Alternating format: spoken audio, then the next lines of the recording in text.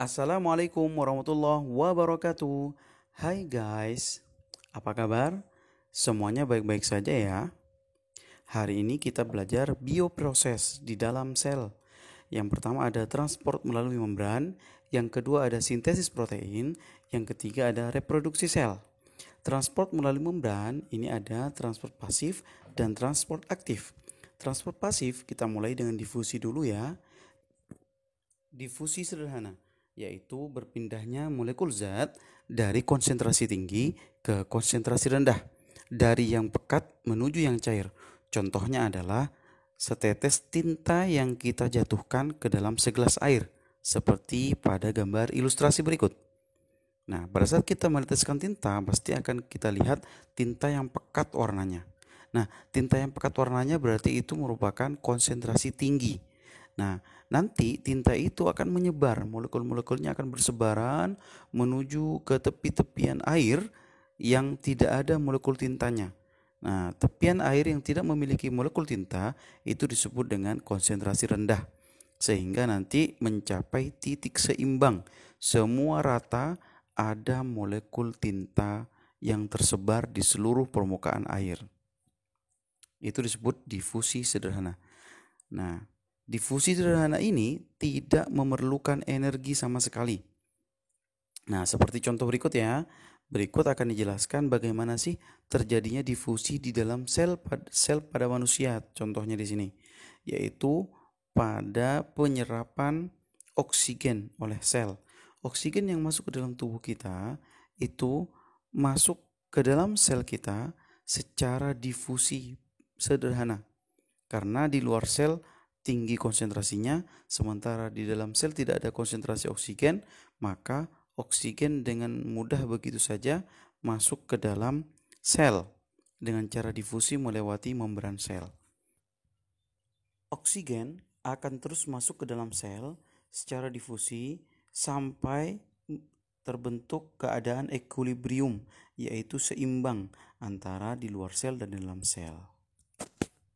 Berikut adalah contoh difusi terbantu, yaitu proses difusi yang dibantu oleh protein pembawa yang ada di dalam membran sel. Nah, protein pembawa ini fungsinya sebagai pintu masuk molekul.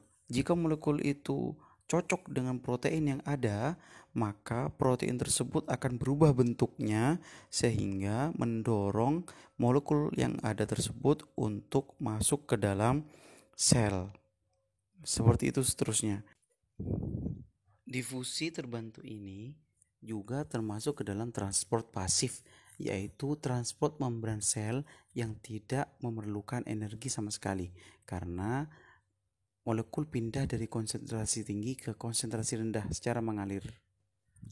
Ini terjadi pada molekul-molekul yang mau masuk ke dalam sel secara difusi, tetapi karena ukurannya terlalu besar, dia tidak bisa masuk secara difusi, maka dia dibantu oleh protein yang ada di membran sel.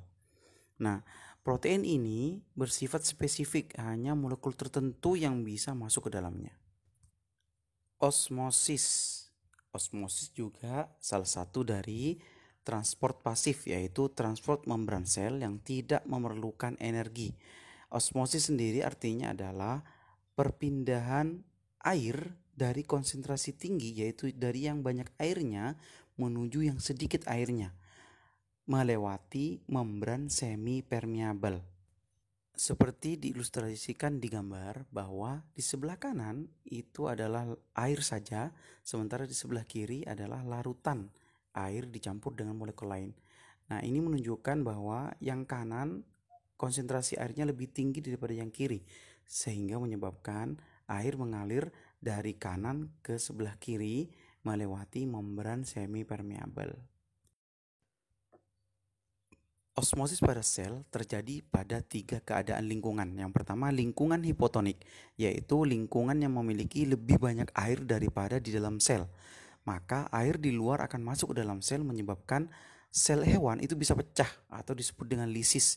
Kalau sel tumbuhan disebut dengan turgid, mengembung.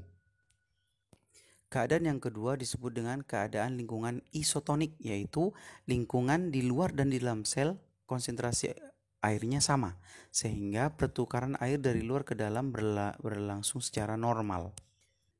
Sementara keadaan ketiga yaitu hipertonik, yaitu keadaan di luar sel lebih pekat daripada di dalam sel, sehingga air dari dalam sel menuju keluar sel, dan ini menyebabkan krenasi atau kisut pada sel hewan dan plasmolisis atau pemecahan membran sel pada sel tumbuhan, dan ini menyebabkan kedua sel bisa mati. Sekarang kita masuk ke pembahasan yang kedua, yaitu transport aktif. Sekali lagi saya ulangi, transport pada membran itu ada dua macam, pasif dan aktif. Pasif sama sekali tidak membutuhkan energi, sementara yang aktif membutuhkan tambahan energi. Karena transport aktif itu adalah masuknya atau mengalirnya zat dari konsentrasi rendah ke konsentrasi tinggi. Jadi menanjak, berbeda dengan yang pasif. Kalau pasif kan dari tinggi ke rendah. Nah, energi yang dibutuhkan dalam bentuk ATP, yaitu adenosin trifosfat. Nah, ATP ini sangat dibutuhkan dalam transport aktif. Nah, transport aktif itu ada 3 macam. Yang pertama ada membran atau pompa membran, yang kedua endositosis, yang ketiga eksositosis. Kita masuk dulu ke pompa membran dulu ya. Pompa membran ini bisa dilakukan oleh protein yang mengangkut zat dari konsentrasi rendah ke konsentrasi tinggi. Contohnya pada pompa kalium dan natrium berikut.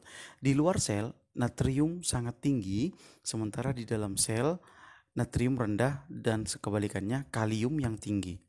Nah, bagaimana caranya untuk menambah kalium di dalam sel dan mengeluarkan natrium dari dalam sel? Kan itu melawan arus yang tinggi dan yang rendah ke yang tinggi. Maka kita membutuhkan energi untuk melakukan hal tersebut. Pertama-tama, natrium akan masuk ke dalam protein sehingga menyebabkan ATP bergerak dan menyebabkan protein pun berubah bentuk.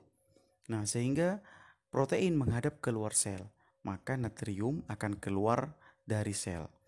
Sementara itu kebalikannya, jika kalium masuk ke dalam sel melalui protein tersebut, ATP fosfatnya itu terlepas sehingga protein bentuknya kembali semula dan mendorong kalium masuk ke dalam sel. Sekarang kita masuk ke penjelasan endositosis dan eksositosis. Endositosis adalah proses memasukkan benda dari luar sel ke dalam sel dengan cara membungkus benda tersebut dengan membran sel.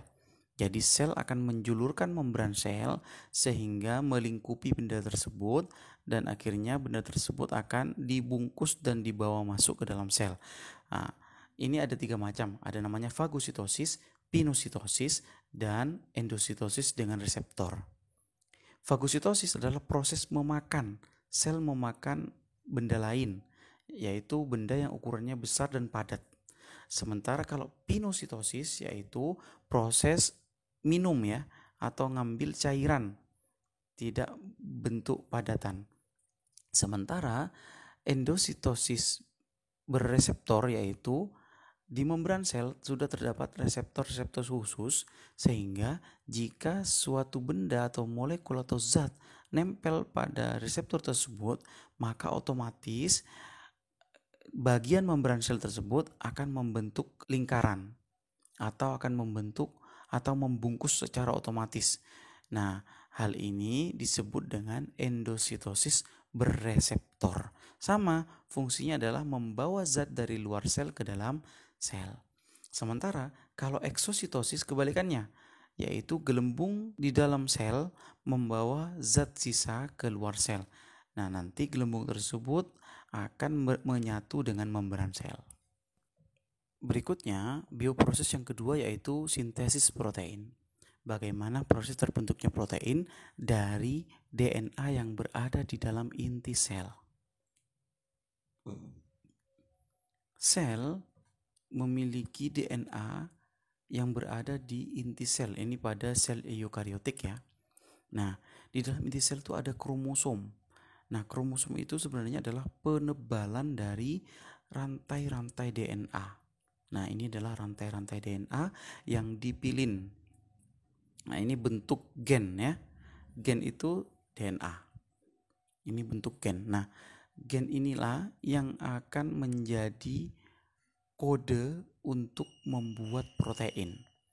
Nah, pertama kali dilakukan transkripsi atau pembuatan RNA duta untuk membawa kode yang akan dicetak protein.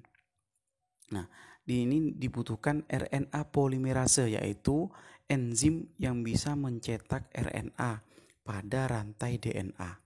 Nah, RNA duta yang sudah jadi itu tidak langsung dicetak protein, tetapi dipotong dulu atau ditambahi dulu sehingga cocok untuk ditranslate menjadi protein.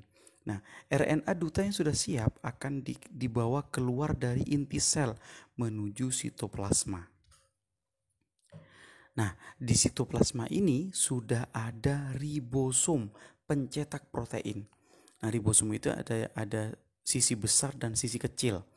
Nah, pada ribosom itu sudah ada pembaca kode RNA duta, yaitu RNA transfer. Nah, RNA transfer inilah yang nanti akan membawa asam amino, yaitu rantainya protein, yang nanti akan ditempelkan pada protein lain sesuai dengan kode RNA yang dibawa dari inti sel. Proses translasi ini namanya proses translasi ya, akan berlangsung dari ujung ke ujung, dari RNA di ujung ke ujung lagi, sehingga nanti pada akhirnya akan terbentuk rantai protein, dan protein itu pun akan memadat membentuk protein yang dibutuhkan oleh tubuh. Yang terakhir, reproduksi sel. Kita mulai dari amitosis, yaitu pembelahan biner, pembelahan sederhana. Ini terjadi pada sel prokariotik. Dimulai dengan kromosom yang menempel pada membran dan menggandakan diri, sehingga nanti diikuti dengan pembelahan sel. Sementara itu, mitosis dan meiosis. Mitosis itu adalah pembelahan sel pada sel somatis atau sel tubuh, sementara meiosis adalah pembelahan sel pada sel gamet, sehingga anakan yang dihasilkan berbeda. Pembelahan mitosis itu adalah pembelahan pada sel tubuh yang menghasilkan dua sel anakan yang sama-sama memiliki jumlah kromosom genap, yaitu 46 atau disebut dengan kromosom diploid. Tahapannya dimulai dari tahapan profase, yaitu menghilangnya membentuk kromosom, dan sentriol menuju ke kedua kutub sel. Sentriol inilah yang nantinya akan menjulurkan benang-benang spindle. Nanti benang itu akan mengikat kromosom yang sudah terbentuk, dan kromosom akan berbaris di tengah. Ini adalah metafase. Ciri khasnya adalah kromosom berbaris di tengah, ya, garis ekuator. Nah, ini ciri khas dari metafase. Kemudian nanti benang-benang itu akan menarik kromosom dan membelahnya menjadi dua. Ini disebut dengan fase anafase ya. Anafase, yaitu sudah mulai menarik kromosom ke kedua tepi. Nah, nanti sudah masuk ke tahapan telopase, maka kromosom sudah berada di kedua tepi, nanti akan terbentuk lagi membran inti, sehingga kromosom tersebut sudah terurai kembali menjadi DNA dan dibungkus oleh membran inti. Nah, ini diikuti oleh pembelahan sel. Sementara meiosis itu terjadi dua kali pembelahan. Ini proses profase, metafase, kemudian anafase mulai ditarik ya. Kemudian telofase sudah terbentuk dua sel. Akan ada fase kedua, yaitu profase 2.